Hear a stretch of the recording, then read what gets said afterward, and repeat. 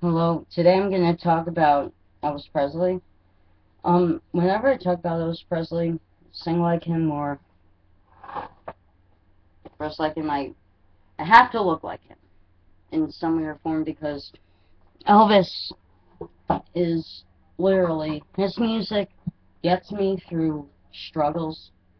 I mean, I do listen to other groups like the Beatles, Beards, Monkees, Beach Boys, Def Leppard and all that. I like their music, but whenever I'm like down, I've always listened to Elvis music because he's my idol. He's my number one idol. I want to be like him. So, um, so what I want to talk about Elvis is that he is monumentally the greatest singer that ever existed. When you hear of great singers, you think of the lead singer of Foreigner, the lead singer of Def Leppard. They're good singers. I do have to admit they have good voices. I like how the lead singer of Def Leppard keeps, like, in Course of Sugar Me, instead of doing two, he keeps it, like, same level. I mean, I like that. But Elvis, he used, when he was younger, in his younger days, he used to sing tenor, a little above that. But in his mid-30s, he started to get his baritone voice where he wanted it to be. And his voice changed constantly over the years, but yet his voice, he puts his voice put so much passion into the songs they sang, like Bridge Over Troubled Water. When I, when the first time I actually heard him sing that song was, I believe, 2003, and my uncle recorded on his TiVo for me, Elvis, That's the Way It Is. The first, the second of his last of his films, but this was totally just Elvis himself. And when I heard him sing exactly "Sail on, silver bird, sail on by, though time has come to shine all your dreams on their way," like that. He gave it so much passion, that song, that he, in the song, that you feel like he's there for you whenever you need him in his music, and that even goes for, like, some of his rock songs. Now, most of his rock songs don't don't come off as just songs that have no meaning to them.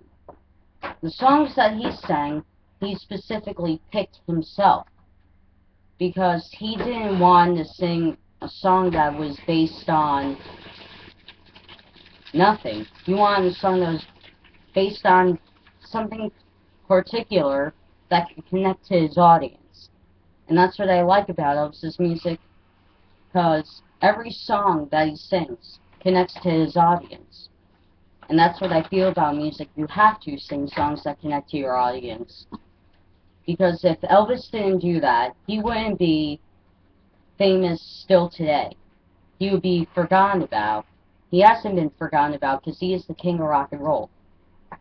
He is the youngest white artist who started at age 19, a year older than I am,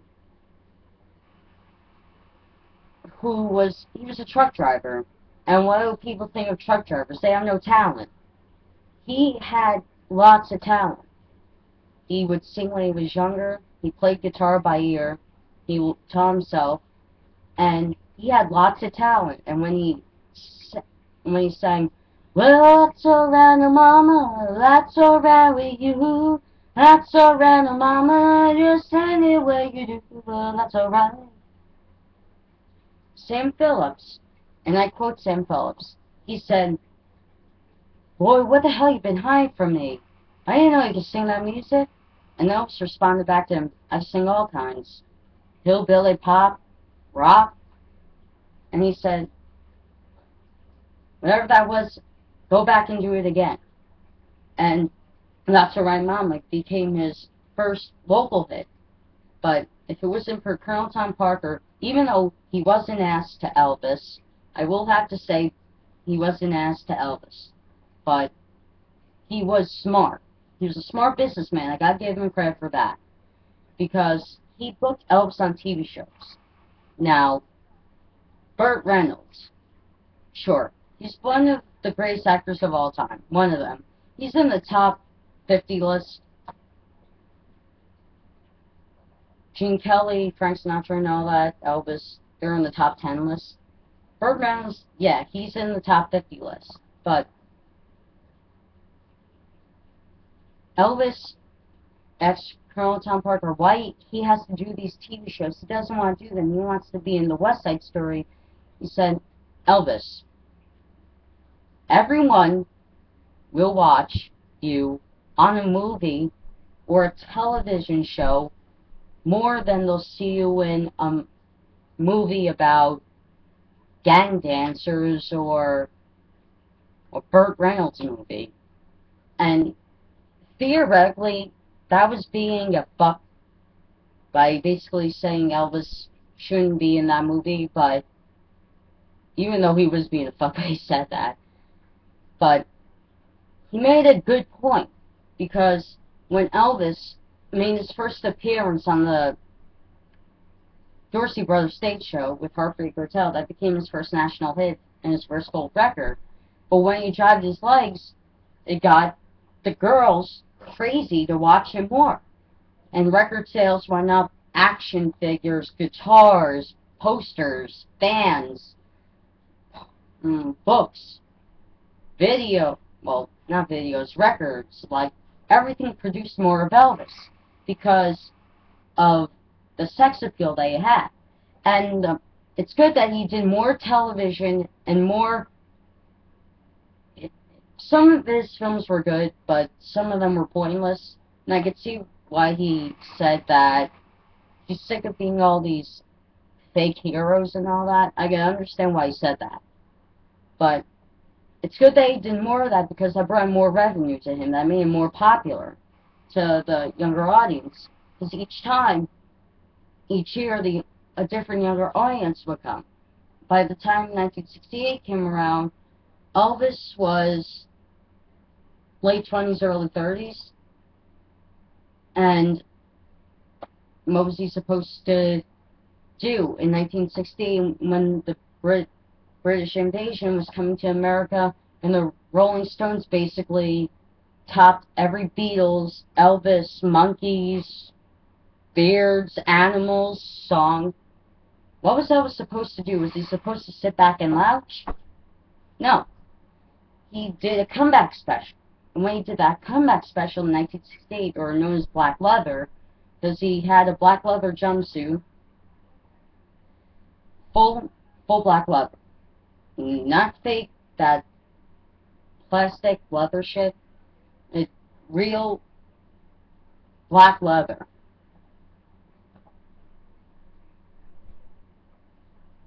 That comeback was the most watched,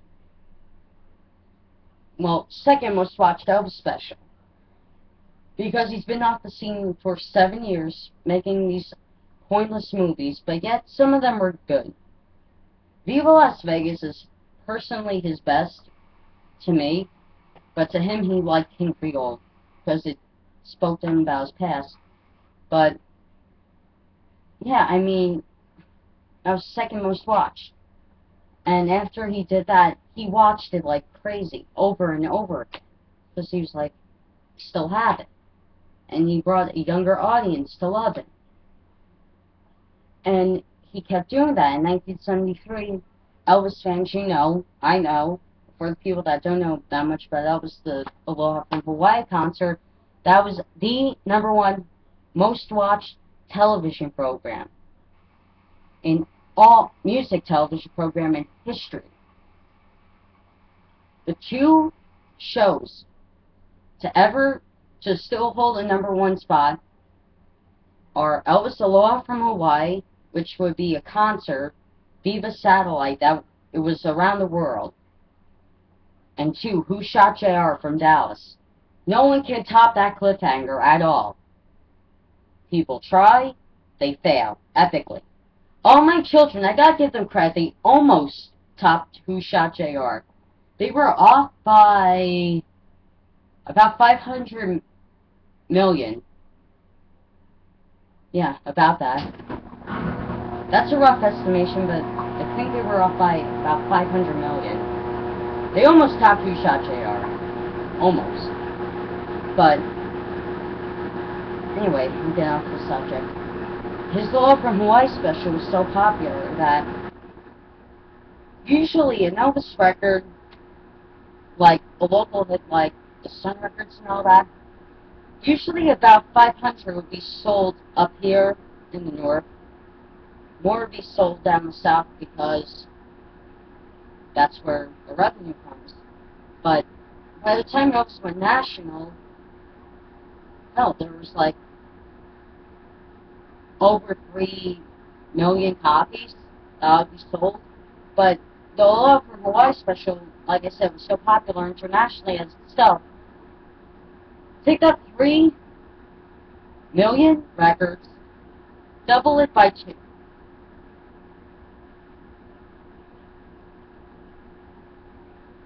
6 million records were sold internationally, everywhere. And over billions and billions of dollars for cancer research was made because Elvis, that was his second and probably last hurrah. Sad to say, but it was. Because by the time 1973, his body was so used to the drugs. I mean, okay, if you look at my face right now, how my cheekbones, how are like this, his skin was literally drooping like that, which stretch out more each time. But he did lay off some of them, even though reports say, oh, he was a constant drug taker. He took off with the diet pills after a while because he didn't care how he looked. He said, I am the way I am. I'm not changing. The fans better take me for who I am or I don't want them. Him and Bobby Darin both said that. And he was massively overweight. He laid off the diet pills, which was good, because his skin that was stretching almost down to here went back up, so it was in lining again. But the problem was his face started to like really puff out, and he was just so massively overweight that you couldn't even tell who he was if he was in public. He was like in regular shirt, open, jeans, sneakers. Yes, Elvis wore sneakers and jeans once in a while when he was famous. But, yeah, you could not have even recognized who he was. Only if you heard his voice or the way he talked, you could tell he was Elvis. But appearance-wise, he really looked bad. And he didn't care how he looked anymore because fame got to him. He was so sick of touring. And that's why I said Tom Parker was an ass.